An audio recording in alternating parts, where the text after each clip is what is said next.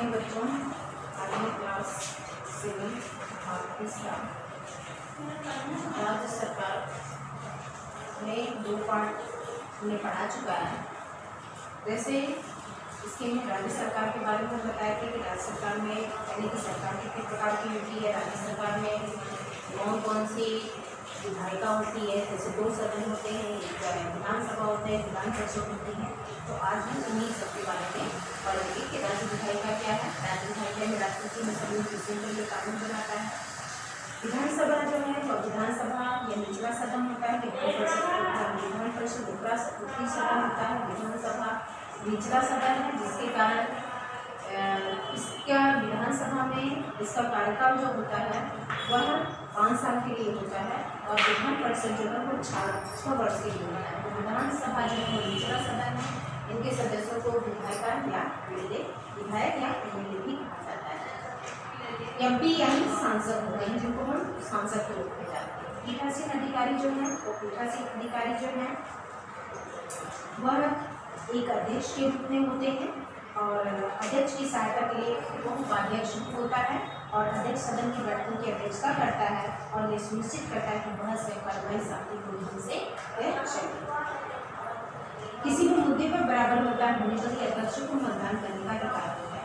इसकी अवधि कितनी होती है? 5 साल के लिए होती है। इसे राज्यपाल द्वारा समय से पहले भी भंग किया जा सकता है।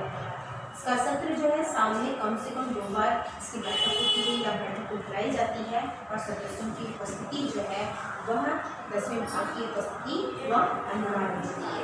इसी तरह से विधानसभा जो हम बताएं कि वह 5 साल के लिए, उसका कार्यकाल 5 साल के लिए होता है और विधान परिषद का कार्यकाल 6 साल के लिए होता है और यह इसके भी सदस्यों को एमएलए के रूप में जाना जाता है और यह दूसरा सदन होता है या निचला सदन है, यह ऊपरी सदन है, उसको हम ऊपरी सदन कहते हैं। ये ऊपरी सदन है। निचला सदन होने के बावजूद भी यह इसके पास पावर ये शक्ति जो है सबसे ज़्यादा है। क्यों? क्योंकि इसमें मुख्यमंत्री का चुनाव होता है। विधानसभा में मुख्यमंत्री होते हैं, इसलिए इसका स्थान या निचला सदन होने के बावजूद भी इसकी अपेक्षा यह ज़्यादा महत्वपूर्ण है। और विधान परिषद के सदस्यों की संख्या जो है वो विधानसभा की सदस्यता की 1/3 हो सकती है। अर्थात जब तक कि संसद के एक अधिनियम द्वारा अनुमोदित नहीं किया जाता है, इसमें कम से कम 40 सदस्य होते हैं। और इसकी अवधि जो होती है यानी 5 साल है इसकी भी अवधि। इसकी अवधि इसको एक अस्थायी सदन भी कहा जाता है, इसको अस्थायी सदन भी कहा जाता है। यानी इसको भंग नहीं किया जा सकता और इसको भंग किया जा सकता है, इसलिए इसको अस्थायी सदन भी कहते हैं। अस्थायी सदन भी इसको कहते हैं। क्यों? क्योंकि इसको भंग भी किया जा सकता है, क्योंकि अगर कोई भी मुख्यमंत्री अपना बहुमत साबित नहीं कर पाता है सदन में तो राज्यपाल कहने पर इसका यह भंग किया जा सकता है, इसको हटाया जा सकता है। और विधान परिषद जो है वह अस्थायी सदन होता है, यानी कि इसको ये परमानेंट हाउस है, इसको हम लोग हटा नहीं सकते हैं। और विधान परिषद के प्रत्येक सदस्य का कार्यकाल जो होता है वह 6 वर्ष के लिए होता है। ये 5 वर्ष के लिए है, इसको हम बताएंगे 5 वर्ष के लिए है और यह जो है 6 वर्ष के लिए, 6 वर्ष के लिए दोनों की अवधि में। क्योंकि जिस अस्थायी सदन है या अस्थायी सदन, इसको भंग किया जा सकता है, इसको भंग नहीं किया जा सकता है। और हर 2 वर्ष के बाद जो है 1/3 सदस्य जो है वह रिटायर होते रहते हैं और वह इनडायरेक्ट रूप में उनकी फिर से भर्ती होती है। दोनों सदस्य का सदस्य बनने के लिए क्या योग्यता होती है? यानी कि विधानसभा और विधान परिषद दोनों में निर्वाचित होने के लिए या सदस्य बनने के लिए क्या चीज़ें जरूरी है? पहला है कि व्यक्ति को भारतीय नागरिक होना चाहिए, उसके पास भारत की नागरिकता होनी चाहिए कि हम भारत के रहने वाले हैं या भारत में ही मेरा जन्म हुआ है। और संसद द्वारा निर्धारित सभी योग्यताएं होनी चाहिए। भारत सरकार किसी राज्य के अतिरिक्त कोई राज्य यानी कि किसी प्रॉफिट की पद पर गवर्नमेंट जॉब नहीं करता, क्योंकि जो व्यक्ति गवर्नमेंट जॉब करता है सरकार के पद पर होता है, सरकारी पदों पर कार्य करता है, वह व्यक्ति न तो विधानसभा के के मेंबर बन सकते हैं, ना तो विधान परिषद के मेंबर बन सकते हैं। और उसे एक स्वस्थ मस्तिष्क का होना चाहिए, यानी कि वह लाल न हो या मंद बुद्धि का न हो। तो इस तरह से क्या जो है ऐसे लोग ही योग्यता जिनके पास है, जो योग्य है, वही लोग उनके सदस्य बन सकते हैं। विधानसभा चुनाव के अंतर प्राप्त करने के लिए आयु भी 25 से 30 वर्ष ही होनी चाहिए। अब राज्य विधानमंडल के क्या है कार्य, क्या है कार्य में विधायिका का सबसे महत्वपूर्ण कार्य होता है राज्य सूची के विषयों पर, या में लिख दिया है राज्य सूची के संबंधित विषयों पर कानून बनाना इसका सबसे प्रमुख कार्य है। और कानून बनाने की जो प्रक्रिया होती है वह प्रस्ताव विधानसभा में एक विधेयक रूप में प्रस्तुत किया जाता है। सबसे पहले जो कानून बनाने की जो प्रक्रिया होती है वो कानून पहले संसद में पेश किया जाता है सभा में, और पेश विधि पर चर्चा की जाती है, बहस होती है, और उसके बाद उसको मतदान किया जाता है कि उसके फेवर में कौन कौन लोग हैं, उसके फेवर में कौन नहीं है। इस तरह से इसमें निचला सदन होने के बावजूद भी इसमें जो भी सत्र है जो चलता है उसमें वो पेश किए जाते हैं। पेश करने के बाद ही जो है उस पर चर्चा की जाती है, उस पर मतदान होता है, और इस तरह से बहस होती है। मतदान होने के बावजूद भी इसके यानी कौन कौन इसमें इस बिल पर कौन कौन मत अपना दे रहा है, इसके बाद उसको किया जाता है कि इस पर वोटिंग होती है कि कितने लोग हैं। जैसे 50 लोग अगर हैं तो उसमें 25 लोग अगर उसके फेवर में हैं और 25 लोग नहीं हैं तो ये इक्वल हो गया। लेकिन कम से कम अगर 35 लोग हैं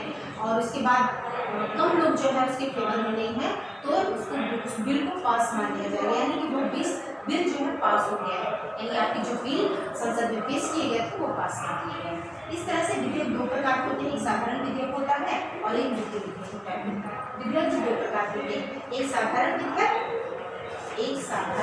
होता है, साधारण विधेयक, और एक वित्तीय विधेयक।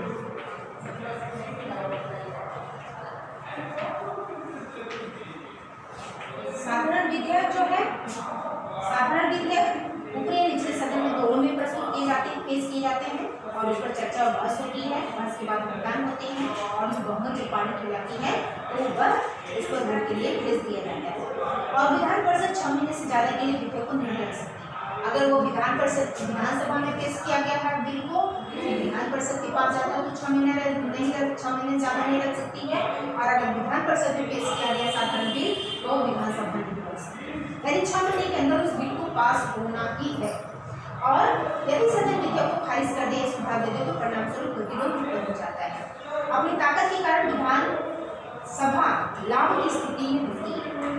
अतः एक बार विधेयक पारित होने के उपरांत इसे राज्यपाल और उनके हस्ताक्षर जब फाइनली यानी विधानसभा से भी और विधान परिषद से ही दोनों सदन से जब बिल पास हो जाता है तो उस पर अप्रूवल किसका चाहिए, राज्यपाल का चाहिए।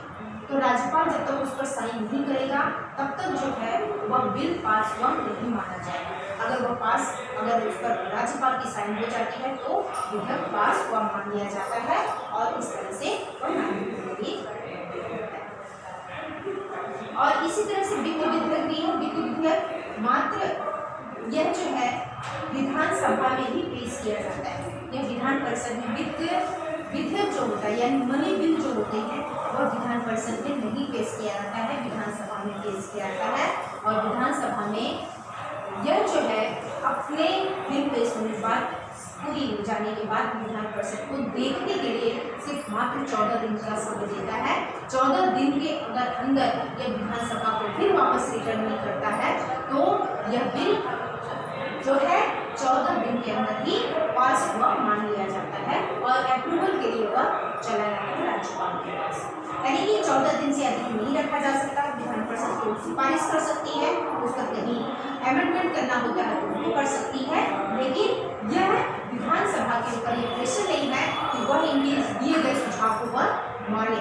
अगर वह सही करना है तो उसको विधान परिषद लिख सकता कर सकता है, लेकिन विधानसभा उसको मानने के लिए फोर्स नहीं किया जा सकता, जिसको विधानसभा से पारित करता है। राज्य बजट वित्त विधेयक एक रूप है जिसमें राज्य के आय और खर्च की रूपरेखा, विभिन्न विभागों के लिए संसाधनों का आवंटन, बजट भी विधानसभा में पेश किया जाता है। और बजट भी जो होता है वह भी चाहे राज्य का बजट होगा तो विधानसभा में पेश किया जाता है, केंद्र का अगर बजट है तो वह लोकसभा में पेश किया जाता है। ठीक जिस तरह से राज्यसभा का मनी बिल या ऑर्डिनरी बिल के बारे में बताया गया कि मनी बिल सिर्फ विधानसभा में पेश किया जाता है, साधारण बिल दोनों हाउसेस में पेश किए जा सकते हैं। तो इस तरीके से ऐसे ही हमारे सेंट्रल गवर्नमेंट में भी होता है कि लोकसभा और राज्यसभा में भी इस तरह के मनी बिल लोकसभा में पेश किए जाते हैं और ऑर्डिनरी बिल जो है या साधारण बिल जो है वो लोकसभा राज्यसभा दोनों में पेश किए जा सकते हैं। तो बच्चों आज ये लेसन आपका खत्म होगा। आज हमने सिर्फ यह पढ़ा कि राज्य के विधानमंडल में कितने लोग होते हैं, विधानसभा में का कार्यकाल कितना होता है, विधानसभा को निचला सदन कहते हैं, लेकिन इसके पास पावर सबसे ज़्यादा है, इसकी अवधि क्या है, पीठासीन अधिकारी क्या है, विधान परिषद क्या है, और इस तरह से इसके बारे में हम लोग पढ़े कितने होते हैं। तो आप लोग इस लेसन को अच्छी तरह से पढ़ने के बाद इसके क्वेश्चन जो दिए गए हैं वो अपनी कॉपी पर नोट के रूप में लिखें।